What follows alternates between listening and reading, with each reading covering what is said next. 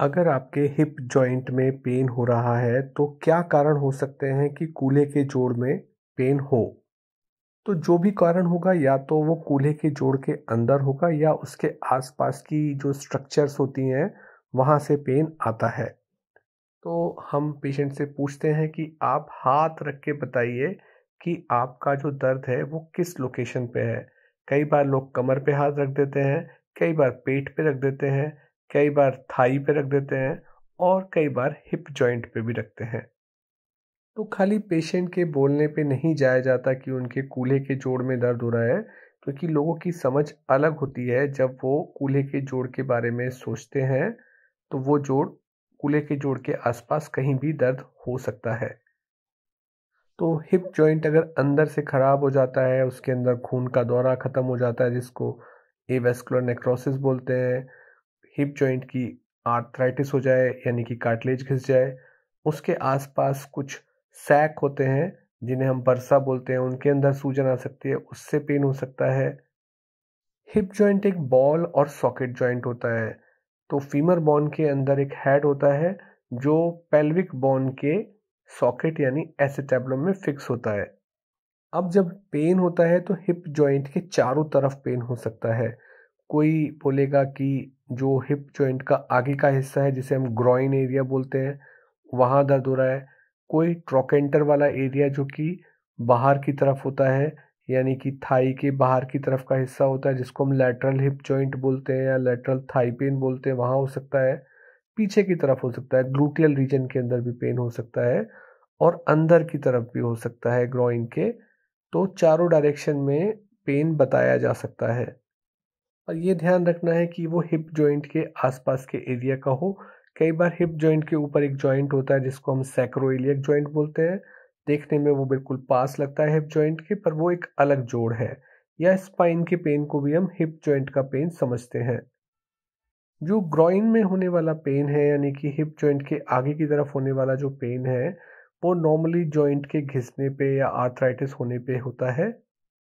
अगर एक बार जॉइंट खराब हो गया है तो दवाइयों से काम बनता नहीं है, पर अगर हम ऑपरेशन नहीं चाहते हैं तो फिजियोथेरेपी, थोड़ी एंटी इन्फ्लेमेटरी मेडिसिन, कई बार स्टेरॉइड का इंजेक्शन भी लगाया जाता है। हालांकि उससे फ़ायदा नहीं होता, पर जो गोल्डन स्टैंडर्ड है ऐसी कंडीशन में जब कार्टिलेज घिस चुकी है तो टोटल हिप रिप्लेसमेंट यानी कि पूरे के पूरे कूल्हे के जोड़ को बदलना ही सबसे बेहतर ऑप्शन होता है।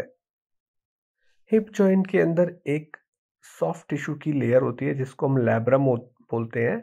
लैब्रम जो होती है सॉकेट की डीपनेस को, उसकी गहराई को बढ़ा देती है। तो उसके अंदर भी चोट लगने पे पेन होता है। हालांकि उसका सही पता जो है एमआरआई से, या एमआरआई में भी एमआरआई आर्थ्रोग्राम करने पे पता लगता है। कई बार जब हम हिप जॉइंट को किसी खास डायरेक्शन में मोड़ते हैं तो लैब्रम के टीयर का पेन बढ़ जाता है। तो ये भी एक संभावना होती है अगर हिप जॉइंट में आगे की तरफ ग्रॉइन एरिया में पेन हो रहा है तो। लैब्रम टीयर में ज़्यादा कुछ नहीं, अगर हम फिजियोथेरेपी के साथ साथ एंटी इन्फ्लेमेटरी मेडिसिन या स्टेरॉइड का इंजेक्शन ये लगा सकते हैं। और इसका आइडियल ट्रीटमेंट होता है हिप जॉइंट की आर्थ्रोस्कोपी, जो बहुत ही विशेषज्ञ द्वारा ही की जा सकती है। और उस आर्थ्रोस्कोपी के बाद उस टीयर को या तो कट कर दिया जाता है या रिपेयर कर दिया जाता है। कई बार हिप जॉइंट में एक स्ट्रेस फ्रैक्चर भी हो सकता है। जब कभी बहुत ज़्यादा रिपीटेडली काम करने पे कोई हिप जॉइंट में पेन होने लगे तो एमआरआई से पता लगाया जा सकता है कि वहाँ फ्रैक्चर तो नहीं हो गया है। और वो स्ट्रेस फ्रैक्चर एक कंप्लीट फ्रैक्चर नहीं होता है, तो उसकी कितनी ज़्यादा परेशानी है वो एमआरआई के द्वारा पता लगती है। उसी से ही अर्ली डायग्नोसिस बनाया जा सकता है। अगर हमें पता लग जाता है कि वहाँ फ्रैक्चर है, स्ट्रेस फ्रैक्चर है, तो उसको फिक्सेशन करना ज़रूरी है। उसे स्क्रू की मदद से फिक्स किया जा सकता है। रेयर केसेस के अंदर फीमोरल हेड को भी बदला जा सकता है या टोटल हिप रिप्लेसमेंट की संभावना भी रहती है।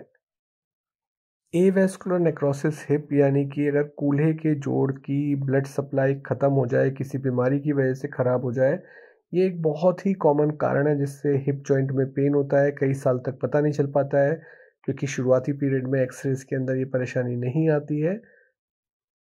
यानी कि हिप जॉइंट को अगर खून का दौरा नहीं मिले तो उसकी बोन डेड हो जाती हैं और इसका सही पता एमआरआई के द्वारा शुरुआती स्टेज में भी लगाया जा सकता है।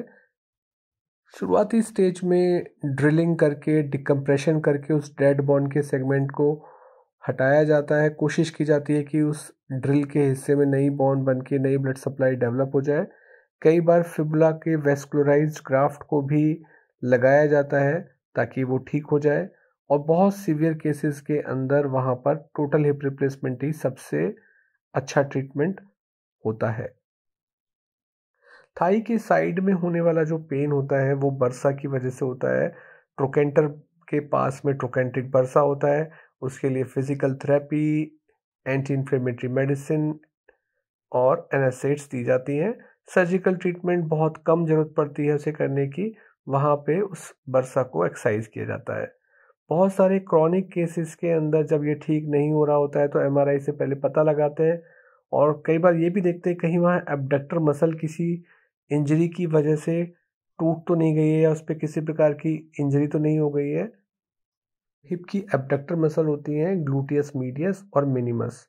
तो एल्डरली पेशेंट के अंदर उसके टीयर होने की संभावना भी रहती है। अब हिप के पीछे की तरफ की बात की जाए तो वहाँ पे एक मसल होती है पायरिफॉर्मिस मसल जिससे शार्टिक नर्व निकलती है। कई बार टाइट होने की वजह से ये नस के ऊपर दबाव पड़ता है, इरिटेशन होता है और बिल्कुल शार्टिका जैसा डिस्क जैसा पेन होता है। इसमें anti inflammatory medicines, injections, steroid वो दिए जाते हैं। सर्जरी की ज़रूरत बहुत रेयरली पड़ती है कि जब सारे ट्रीटमेंट फेल हो जाए तब पायरिफॉर्मिस मसल को रिलीज़ किया जाता है। हिप के पीछे आने वाले पेन में ज़्यादा शक तो सैक्रोइलियक जॉइंट की प्रॉब्लम खासतौर से यंग मेल के अंदर होती है। तो डिस्क की प्रॉब्लम और सैक्रोइलियक जॉइंट की प्रॉब्लम काफ़ी कॉमन है। तो सैक्रोइलियक जॉइंट को चेक करना चाहिए, उसके अलग अलग टेस्ट होते हैं और एमआरआई के द्वारा भी अर्ली स्टेज में सैक्रोइलियक जॉइंट के होने वाले पेन का पता लगाया जा सकता है। सैक्रोइलियक जॉइंट में एक स्टेरॉइड का या लोकल एनेस्थीसिया का इंजेक्शन लगा के अगर हम देखते हैं कि वो पेन चला गया है तो हम कंफर्म कर लेते हैं कि सैक्रोइलिक जॉइंट का पेन था और अगर कंडीशन ठीक हो जाती है तो हम यही मानते हैं कि वो पेन सैक्रोइलिक जॉइंट की प्रॉब्लम से था। हालांकि एमआरआई में काफ़ी अच्छी जानकारी सैक्रोइलिक जॉइंट से होने वाले पेन के बारे में मिल जाती है और शियाटिका की कंडीशन को भी नज़रअंदाज नहीं करते क्योंकि उसका भी पेन हिप रीजन से पीछे की तरफ होता है। तो ऐसा लगता है कि वो हिप का ही पेन है पर वो प्रॉब्लम की शुरुआत स्पाइन से होती है। स्पाइन का पेन हिप के पीछे से होता हुआ नीचे थाई में जाता है और कई बार हिप जॉइंट तक रहता है, उसमें एक चुभन का एहसास होता है।